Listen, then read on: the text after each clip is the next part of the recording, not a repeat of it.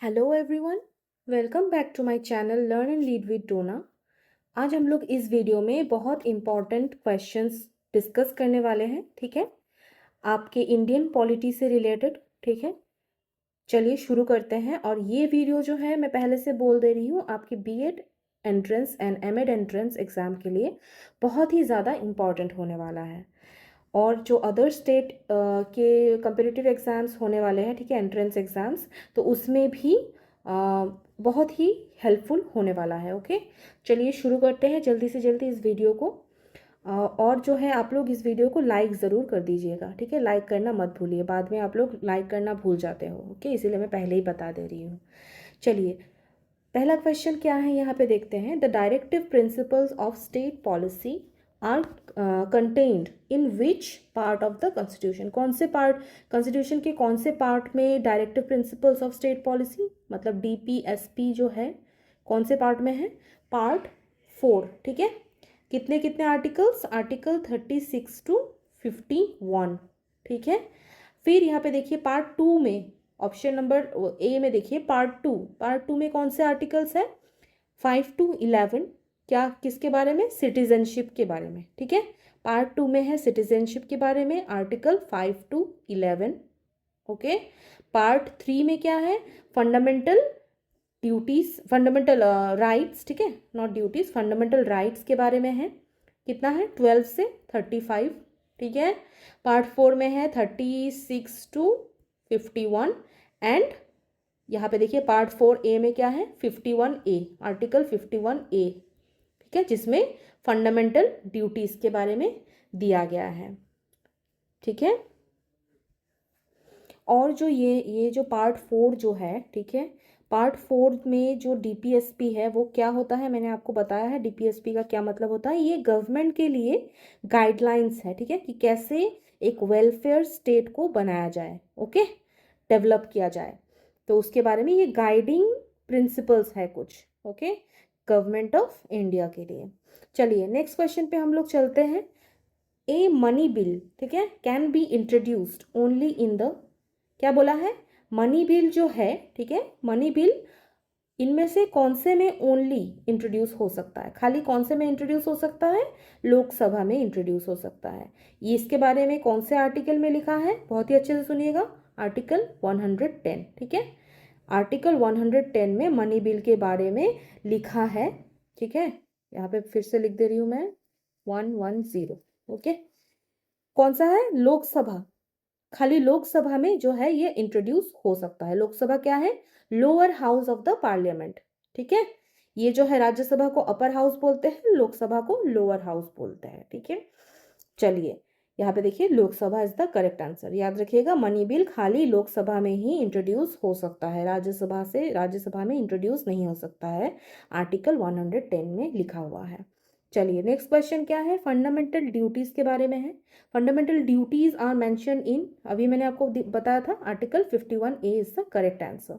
Fundamental duties जो है हम लोगों ने कौन से इसमें से लिया है, कौन से कंट्री से लिया है? इसका जो कंसेप्ट है हम लोगों ने रशिया से लिया है। ठीक है, रशिया मतलब पहले का जो यूएसएसआर था, ठीक है, उसको अभी रशिया बोलते हैं। तो रशिया से हम लोगों ने फंडामेंटल ड्यूटीज़ का कंसेप्ट लिया था। नेक्स्ट क्वेश्चन पे देखिए यहाँ पे क्या है। हु, यहाँ पे देखिए, who was the first speaker of the Lok Sabha. Lok Sabha में स्पीकर होते हैं, ठीक है, आप सभी को पता ही होगा। तो फर्स्ट जो है स्पीकर कौन थे लोकसभा के? जीवी मावलंकर। ओके, फर्स्ट स्पीकर कौन थे? जीवी मावलंकर। फुल नेम क्या है जीवी का? गणेश वासुदेव मावलंकर। फर्स्ट स्पीकर थे 1952 से 1956 तक। ओके, अभी अगर पूछेगा एट प्रेजेंट लोकसभा के जो स्पीकर कौन है, क्या नाम है उनका? ओम बिरला। ठीक है, ओम बिरला। अभी कौन सा चल रहा है? 18th लोकसभा। ठीक है, 18th लोकसभा का सेशन 18th नंबर चल रहा है। ओके, चलिए नेक्स्ट क्वेश्चन चलते हैं हम लोग। ये देखिए नेक्स्ट क्वेश्चन पे हम लोग देखते हैं क्या है। Who was the first women ruler of the Delhi sultanate. ठीक है। दिल्ली सल्तनत का बात हो रहा है। कौन सबसे पहली जो वुमेन रूलर कौन थी? रजिया सुल्तान। ठीक है।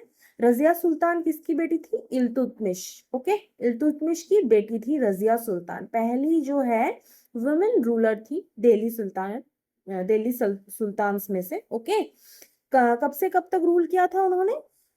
1236। ठीक है, 1236 से 1240 तक उन्होंने रूल किया था। और जो है वो बैटल्स में भी जाती थी, ठीक है, मतलब जंग में जाती थी, आर्मीज को लीड करती भी थी। ओके, रजिया सुल्तान, याद रखिएगा।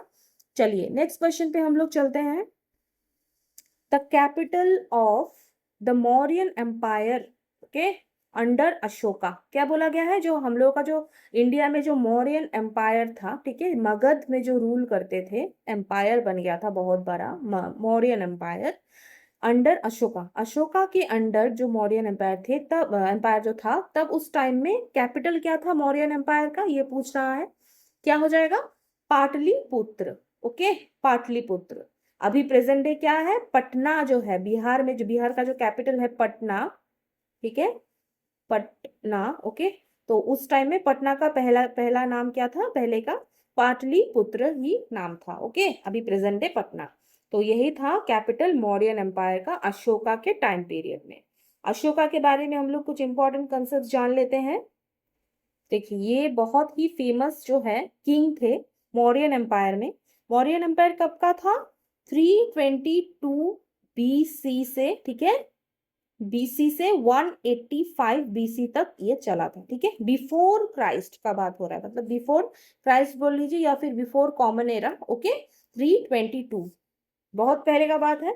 ये फर्स्ट मेजर एम्पायर था इंडिया में। ठीक है, इंडियन सब कॉन्टिनेंट में पूरा, मोस्टली पूरा इंडिया में ही रूल करते थे ये। Okay, Mauryan empire. तो सबसे जो इंपॉर्टेंट रूलर में से है कौन? अशोका। ओके, अशोका बहुत ही अच्छे से उन्होंने रूल किया था। अशोका किस पे बिलीव, कौन से रिलीजन पे मानते थे? बुद्धिज्म को अशोका ने बहुत ज्यादा पैट्रोनेज किया। ओके, फिर क्या हुआ? बुद्धिज्म को इधर उधर, मतलब श्रीलंका, म्यांमार, उस साइड में भी उन्होंने स्प्रेड करने में बहुत हेल्प किया। ठीक है, उन्होंने, ठीक है, अशोका ने एक जो है बुद्धिज्म से ही एक कंसेप्ट निकाला था धम्म का। ओके, DHAMMA, धम्मा। ओके, बहुत ही अच्छे से सुनेगा, ये धम्म क्या है? बुद्धिज्म से रिलेटेड है। ठीक है, नॉन वायलेंस, ठीक है, mutual respect, non violence, kindness to animals, ठीक है, पेरेंट्स से ओबीडियंस रखना। ओके, और जो सर्वेंट्स जो रहते हैं उनके साथ भी अच्छा बिहेवियर, ये मतलब एक कोड ऑफ कंडक्ट जैसा उन्होंने एक रूल बनाया था, जिसको हम लोग मतलब उस टाइम में नाम दिया था अशोका ने, क्या?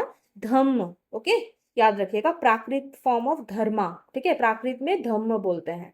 ठीक है, तो याद हो जाएगा आप लोगों को। अगर पूछेगा कि ये जो धम्म का कंसेप्ट है ये किससे रिलेटेड है, पॉलिसी ऑफ धम्म, ठीक है, सिविक पॉलिसी है, अशोका ने ये दिया था। ओके, चलिए अब नेक्स्ट क्वेश्चन पे हम लोग चलते हैं।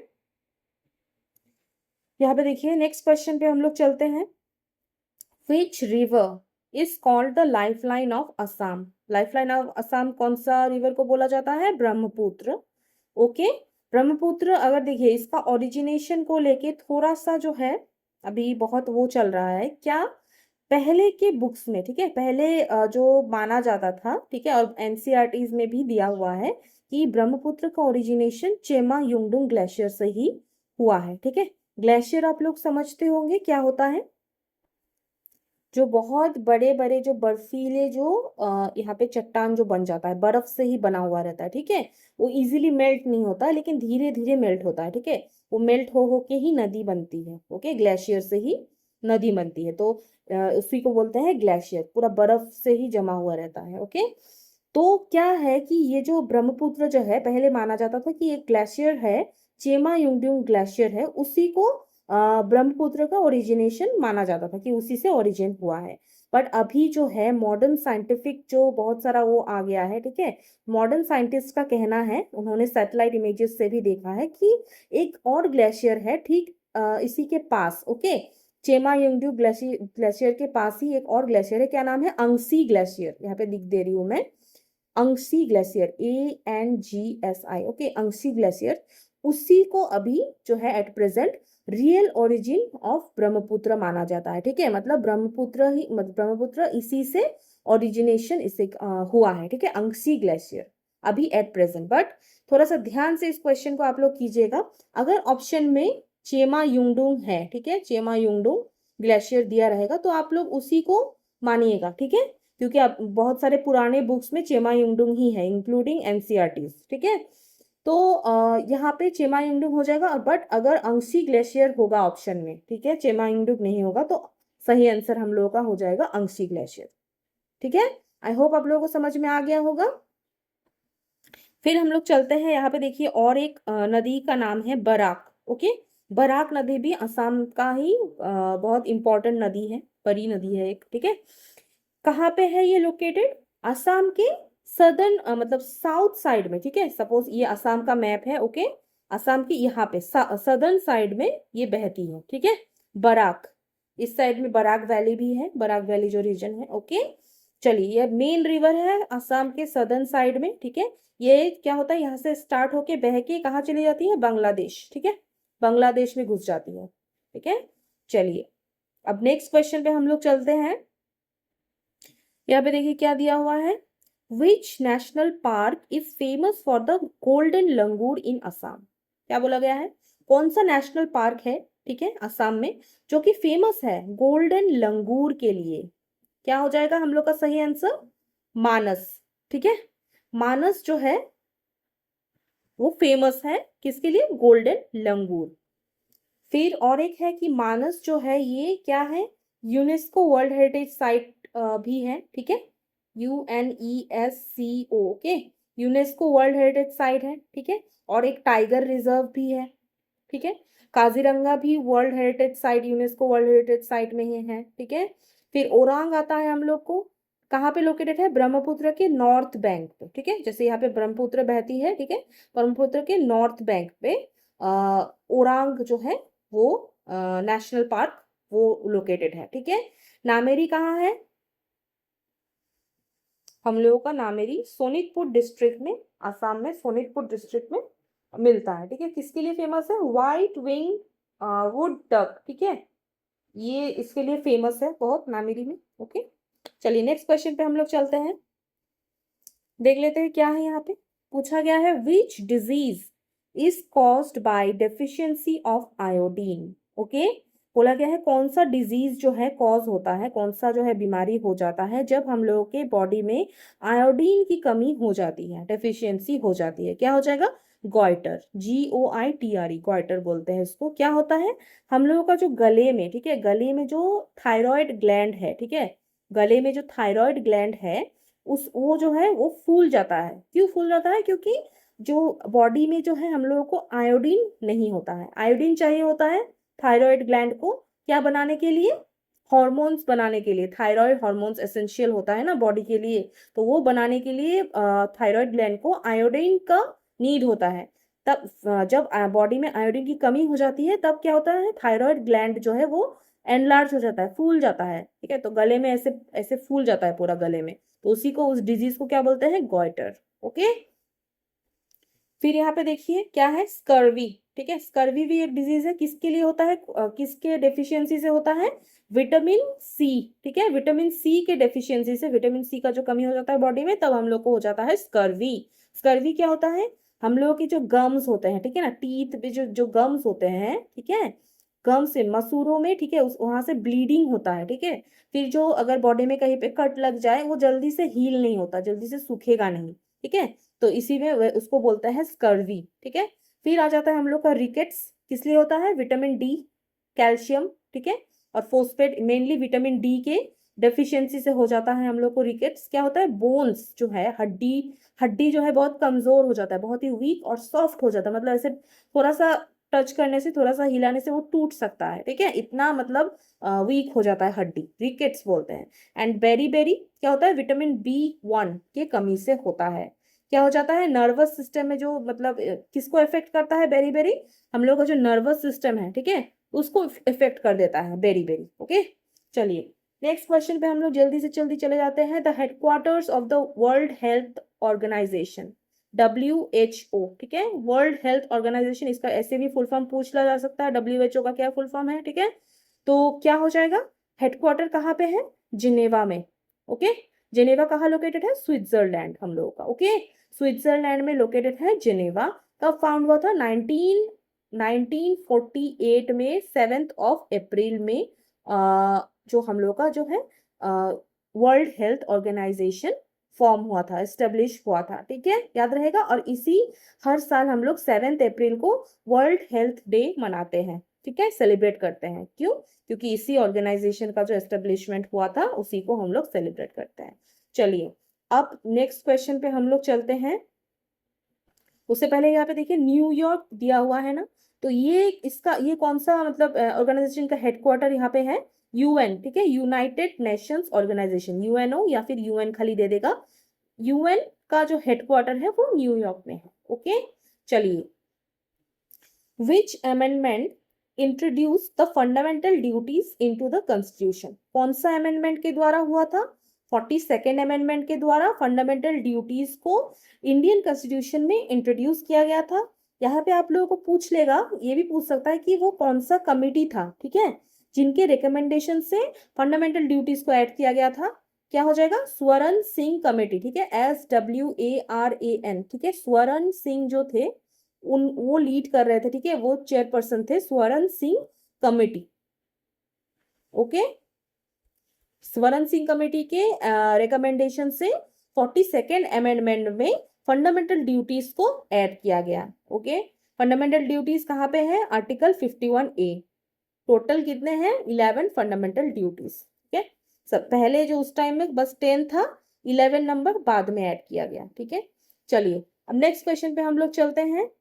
यहाँ पे देखिए क्या है, द मिनिमम एज रिक्वायर्ड, ठीक है, to become the president of India, क्या हो जाएगा सही आंसर हम लोगों का, 35 ईयर्स। प्रेसिडेंट ऑफ इंडिया बनने के लिए मिनिमम एज कितना चाहिए, 35 ईयर्स होना पड़ेगा, ओके। चलिए और जो यहाँ पे देखिए लोकसभा इलेक्शंस लड़ने के लिए कितना चाहिए, यहाँ पे ही ऑप्शन में ही है सही आंसर, क्या हो जाएगा, 25 साल, ठीक है, 25 ईयर्स आपको होना होगा, तभी आप लोकसभा इलेक्शंस में कंटेस्ट कर सकते हो, ठीक है, जो हाउस ऑफ द पीपल जो बोलते हैं लोकसभा, लोअर हाउस, ओके। और राज्यसभा में मेंबर बनने के लिए, ठीक है, मिनिमम एज 30 होना चाहिए, ठीक है। चलिए नेक्स्ट क्वेश्चन पे हम लोग चलते हैं। यहाँ पे 35 ईयर्स याद रखिएगा, प्रेसिडेंट बनने के लिए एटलीस्ट 35 ईयर्स तो होना ही चाहिए। नेक्स्ट क्वेश्चन पे चलते हैं हम लोग। देखिए यहाँ पे क्या है, Which mountain range separates the Deccan Plateau from the coastal plains on the western side? क्या बोला है कौन सा वो माउंटेन रेंज है, कौन सा बोला गया है यहाँ पे, which mountain range separates the Deccan Plateau from the coastal plains on the western side, मतलब जो वो कौन सा जो है माउंटेन रेंज है जो डेक्कन प्लेट्यू को सेपरेट करता है कोस्टल प्लेन्स से, ठीक है, वेस्टर्न साइड में। मतलब ये देखिए यहाँ पे सपोज ये इंडिया है, ठीक है, इंडिया है, ओके। यहाँ पे देखिए, ठीक है, सपोज देखिए ये जो है डेक्कन ट्रैप बोलते हैं इसको, ठीक है ना, Deccan plateau, okay. Deccan plateau को ये है वेस्टर्न घाट्स, ठीक है, यहाँ पे मैं ड्रॉ करके दिखा रही हूँ, यहाँ पे ये है वेस्टर्न घाट्स, इस एरिया को वेस्टर्न घाट्स बोलते हैं। और ये जो है कोस्टल प्लेन्स है, ओके, वेस्टर्न घाट्स से ये कोस्टल प्लेन्स, इधर पे है वेस्टर्न घाट्स, ठीक है। तो बोला क्या गया है, वो कौन सा माउंटेन रेंज है, ठीक है, जो डेक्कन प्लेट्यू को कोस्टल प्लेन से अलग करता है, कौन सा माउंटेन रेंज हो जाएगा हम लोग का, वेस्टर्न घाट्स हो जाएगा। ये रहा वेस्टर्न घाट्स, यहाँ पे है ना माउंटेन रेंजेस, वेस्टर्न घाट्स इस साइड में, इस साइड में क्या पड़ता है, ईस्टर्न घाट्स, ओके। चलिए यहाँ पे देखिए वेस्टर्न घाट्स का जो है एक और नेम है जो लोकली जाना जाता है, क्या क्या बोल के, सह्याद्री, SAYADRI, ओके, सह्याद्री नाम से जाना जाता है वेस्टर्न घाट्स को, ठीक है। चलिए अब हम लोग नेक्स्ट क्वेश्चन पे चलते हैं। यहाँ पे देखिए क्या है, विच is the largest fresh water lake in north east India, क्या बोला गया है, बोला गया है कि सबसे largest fresh water lake north east India में कौन सा है, क्या हो जाएगा हम लोग का, Loktak lake. Okay, Loktak lake हम लोगों का सही आंसर हो जाएगा। कहाँ पे लोकेटेड है लोकटक लेक? हम लोगों का मणिपुर में। Okay, um Manipur. Okay, Manipur में लोकेटेड है हम लोगों का लोकटक लेक। ठीक है, चलिए अब यहाँ पे देखिए उमियम लेक के बारे में भी है। उमियम लेक कहाँ है? बहुत ही फेमस सा है, बहुत सुंदर सा। ठीक है, क्या है? मैन मेड रिजर्वर है। ठीक है, मेघालय में मैन मेड है ये उमियम लेक, मेघालय में। ओके, मेघालय। दीपोर बिल कहाँ पे है? रामसर साइट है ये, आसाम का ओनली रामसर साइट, आसाम में लोकेटेड है, गुवाहाटी के आसपास। ठीक है, गुवाहाटी के पास ही। ओके, फिर तामदिल। तामदिल क्या है? ये एक नेचुरल रिजर्वायर है, मिजोरम में लोकेटेड है। ठीक है, क्या बोला जाता है? Lake of mustard. Okay, lake of mustard, Tamdil. चलिए नेक्स्ट क्वेश्चन पे हम लोग चलते हैं। Which is the hardest naturally occurring substance? क्या हो जाएगा? Diamond is the correct answer. Okay, चलिए ये यहाँ पे देखिए, which element has the chemical symbol Fe? Fe किसको बोला जाता है? आयरन को Fe बोला जाता है। ओके, फ्लोरीन को क्या बोला जाता है? F है सिंबल। ठीक है, फ्लोरीन का सिंबल। फिर यहाँ पे देखिए क्या है, यहाँ पे फ्रेंसियम का है Fr, फर्मियम का है Fm। ओके, चलिए अब नेक्स्ट यहाँ पे चल जाते हैं हम लोग नेक्स्ट क्वेश्चन पे। क्या दिया है? Who is the x officio chairman, ठीक है, ऑफ द राज्यसभा? क्या बोला, क्या है? X officio chairman. Ex officio का मतलब होता है कि ऑटोमेटिकली जो बन जाता है। ठीक है, ऑटोमेटिकली मतलब आप ये हो, ठीक है, सपोज आप एक पोजीशन में हो, तो इस पोजीशन के वजह से आप ऑटोमेटिकली इस पोजीशन में भी आ जाते हैं, तो उसको बोलते हैं एक्स ऑफिशियो चेयरमैन। ओके, तो बोला गया है कि कौन है एक्स ऑफिशियो चेयरमैन राज्यसभा में? Vice president of India. ठीक है, प्रेसिडेंट के नीचे जो रहते हैं वाइस प्रेसिडेंट जो रहते हैं। ठीक है, तो वाइस प्रेसिडेंट को ही ex officio chairman of Rajya Sabha हो जाता है। राज्यसभा का जो जो अभी चेयरपर्सन जो है, ओके, तो वो वाइस प्रेसिडेंट ही होता है। मतलब वो वाइस प्रेसिडेंट है, इसीलिए वो चेयरमैन है। समझ में आ गया होगा आपको एक्स ऑफिशियो का क्या मतलब होता है। तो अभी करंट कौन है? धाकड़, जगदीप धाकड़। ओके, यहाँ पे लिख दे रही हूँ आप, जगदीप धाकड़। ओके, करंट जो है वाइस प्रेसिडेंट है, एंड ऑटोमेटिकली वो राज्यसभा का चेयरपर्सन भी बन जाते हैं। चलिए अब नेक्स्ट क्वेश्चन यहाँ पे देखते हैं क्या है। द परमानेंट सेटलमेंट, ठीक है, the permanent settlement was introduced by. क्या होता है परमानेंट सेटलमेंट? ये एक कंसेप्ट लेके आया था लॉर्ड कॉर्नवालिस। ठीक है, कॉर्नवालिस लेके आया था, कौन से ईयर में? 1793। ठीक है, ब्रिटिश राज चल रहा था तब इंडिया में। ओके, कौन से रीजन पे कवर किया था? बंगाल, बिहार, उड़ीसा, ये सब एरियाज में ये था। तो ये होता क्या है परमानेंट सेटलमेंट? देखिए, जो जमींदार जो होते थे, ओके, लैंड के जो जमींदार होते थे, उन पे एक फिक्स्ड लैंड रेवेन्यू लगा दिया था। मतलब एक फिक्स्ड अमाउंट उनको पे करना होता था। वो पे करने से क्या हो जाता है, उन लोग को एक हेरिडिटरी, ठीक है, हेरिडिटरी ओनरशिप मिल जाता है। मतलब पहले तो सपोज उन्होंने फिक्स्ड अमाउंट दिया, वो लैंड हो गया, फिर उनके जो जो वारिस रहेंगे, ओके, जो बेटा रहेंगे, ठीक है, उनके बेटे के बेटे के बेटे, ऐसे ऐसे चलता रहेगा ये कंसेप्ट। तो इसी को परमानेंट सेटलमेंट, मतलब एक फिक्स्ड अमाउंट आप दीजिए, लैंड रेवेन्यू पे कीजिए, ठीक है, उसके बाद ये जो है आपका जो है हो जाएगा एकदम परमानेंटली। वो उसी को बोलते हैं permanent settlement. Okay, British east India company का ही वो था। ठीक है, ये सब। चलिए अब नेक्स्ट क्वेश्चन याद रखिएगा, लॉर्ड कॉर्नवालिस। ठीक है, डल हाउसी का आप लोगों को याद होगा, डॉक्ट्राइन ऑफ लैप्स से रिलेटेड है, जिसे मैंने आपको समझाया था कि कोई एक किंगडम हुआ, उस किंगडम का जो नेचुरल मेल वारिस अगर नहीं रहा, तो वो ईस्ट इंडिया, वो जो किंगडम है, वो जो जगह है, एरिया, वो ईस्ट इंडिया कंपनी के अंडर आ जाएगा। ठीक है, तो ये कौन लाया था? डल हाउसी। और कॉर्नवालिस लाया था परमानेंट सेटलमेंट का कंसेप्ट। ओके, चलिए ये सब जो है, ये सब बस फंडे होते थे, मतलब कैसे करके इंडिया को वो करने का। ठीक है, वो लोग कुछ ना कुछ दिमाग लगा के ये सब ऐसे करके इंडिया को वो किया। चलिए नेक्स्ट क्वेश्चन पे चलते हैं हम लोग।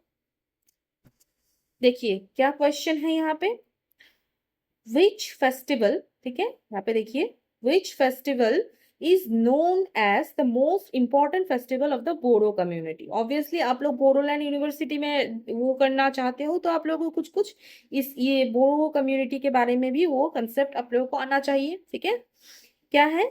इंपॉर्टेंट फेस्टिवल इनमें से कौन सा है? प्रोनाउंसिएशन गलत भी हो सकता है, ठीक है ना, मैं बोल दे रही हूँ, बवई बीवई सागू, ठीक है, बीवई सागू या बवई सागू, ऐसा आप लोग करेक्ट, जो बोडो कम्युनिटी से रिलेटेड है तो वो लोग को अच्छे से पता होगा। आप में से किसी को करेक्ट प्रोनाउंसिएशन पता होगा तो आप लोग वैसे करके देख लीजिएगा। बवई सागू इज द करेक्ट आंसर। ये क्या होता है? बोरो न्यू ईयर, ठीक है, बोरो कम्युनिटी में जो न्यू ईयर सेलिब्रेट होता है उनका, तो ये मिड अप्रैल, ठीक है, मिड ऑफ अप्रैल मंथ में होता है, ठीक है, बिवई सागु। ओके, यहाँ पे वो लोग डांस करते हैं, म्यूजिक होता है, कैटल्स को वर्शिप करते हैं, ठीक है, फिर बगुरुम्बा डांस, ट्रेडिशनल डांस है उन लोगों का, बोडो कम्युनिटी का, ठीक है, वो सब करते हैं, तो ये इंपॉर्टेंट फेस्टिवल है। नेक्स्ट आता है हम लोग का बिहू। बिहू फेस्टिवल क्या है? असम का है, ठीक है, एग्रीकल्चर हार्वेस्टिंग साइकिल्स को वो करता है, सेलिब्रेट करता है, सभी को पता ही है। हॉर्नबिल फेस्टिवल क्या होता है? Known as the festival of festivals, ठीक है, हॉर्नबिल फेस्टिवल कहाँ पे सेलिब्रेट होता है? नागालैंड, ठीक है, नागा ट्राइब से रिलेटेड है। ओके, फिर वंगला, वंगला क्या होता है? गारो ट्राइब से रिलेटेड है। पोस्ट हार्वेस्ट फेस्टिवल, मतलब हार्वेस्टिंग जब हो जाता है, ठीक है, खेत जब हार्वेस्ट हो जाता है तब जो है गारो ट्राइब जो है ये सेलिब्रेट करता है, ठीक है, उनको सेलिब्रेशन होता है वंगला। ओके, क्या बोलते हैं? 100 ड्रम्स फेस्टिवल, 100 ड्रम्स फेस्टिवल बोलते हैं, ठीक है, तो याद रखिएगा बवई सागू, ये सब से रिलेटेड भी क्वेश्चन आ सकते हैं, ठीक है, कम्युनिटीज के बारे में जानना भी जरूरी है। चलिए नेक्स्ट क्वेश्चन पे चलते हैं हम लोग। Manas national park is located in, कहाँ पे लोकेटेड है? सबको पता है मानस नेशनल पार्क क्या है, कहाँ पे है? असम में, ठीक है, मैंने अभी बोला है यूनेस्को वर्ल्ड हेरिटेज साइट है, और जो है एक इम्पॉर्टेंट, बहुत ही important tiger reserve, biosphere reserve भी है, ठीक है। चलिए अब ये क्वेश्चन, ये जो है सेशन यहाँ पे ही मैं एंड कर रही हूँ, ठीक है। नेक्स्ट वीडियो में हम लोग और अच्छे से डिस्कस करेंगे सब कुछ। आपको जो है मेरे वीडियोस में खाली आंसर्स ही, डायरेक्ट आंसर नहीं मिलेगा, उसमें इम्पोर्टेंट जो है एक्सप्लेनेशन भी, मैं एक्स्ट्रा इन्फॉर्मेशन आप लोगों को प्रोवाइड करती हूँ, ठीक है। तो आप लोग प्लीज़ इसके लिए मुझे लाइक तो करना चाहिए आपको, ठीक है, लाइक कर दीजिएगा वीडियो को, एंड जो है आप लोग शेयर कीजिएगा आपके फ्रेंड्स के साथ, ठीक है, फैमिली मेम्बर्स के साथ, एंड सब्सक्राइब जरूर कर लीजिएगा लर्न एंड लीड विद टोना को, ठीक है। मिलते हैं हम लोग नेक्स्ट वीडियो में।